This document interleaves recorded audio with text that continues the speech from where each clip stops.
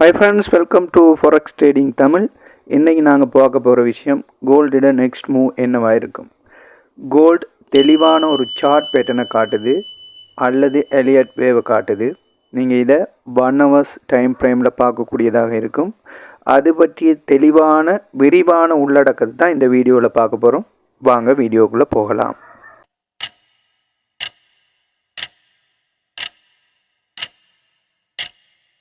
கோல்டினுடைய தற்போது நிலை என்ன அப்படின்னு பார்த்தீங்கன்னா, தற்போது கொஞ்சம் மேலே ஏறி கோல்டு 26-22 இருக்குது. ஸோ இது ஒரு கிளியர் சேனல் ஃபார்மேட்டாக இருக்குது. அதுக்குள்ளே ப்ரைஸ் மேலேயும் கீழேயும் போய்கொண்டு வந்திருக்கு.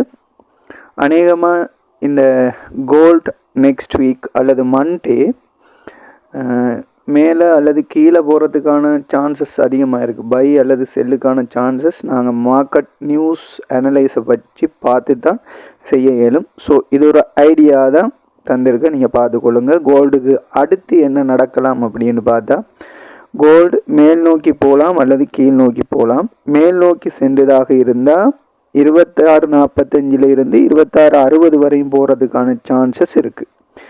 கீழ் நோக்கி வருதுன்னு பார்த்தா 25.50 வரையும் போகிறதுக்கான சான்சஸ் இருக்குது. ஸோ நீங்கள் கீழே உள்ளது அவதானிக்க வேண்டிய விஷயம் என்ன அப்படின்னு சொன்னால், நியூஸை கட்டாயமாக பாருங்கள். கோல்டு கீழே போவதுக்கு வாய்ப்பு அதிகம். பிரேக் அவுட் ஆகிற நேரம் ஃபேக் பிரேக் அவுட்டா அல்லது கன்ஃபர்மேஷன் பிரேக் அவுட்டாங்கிறத நீங்கள் கவனமாக பார்த்துக்கொள்ளுங்க. கவனமாக பார்த்துருந்து ட்ரேட் எடுங்க.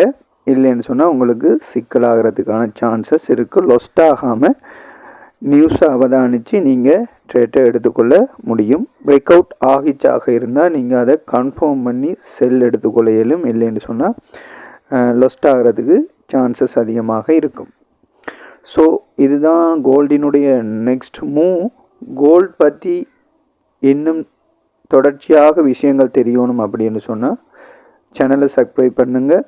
வீடியோ பிடிச்சிருந்தால் லைக் பண்ணுங்கள், ஷேர் பண்ணுங்கள். Free signal வேணுமாக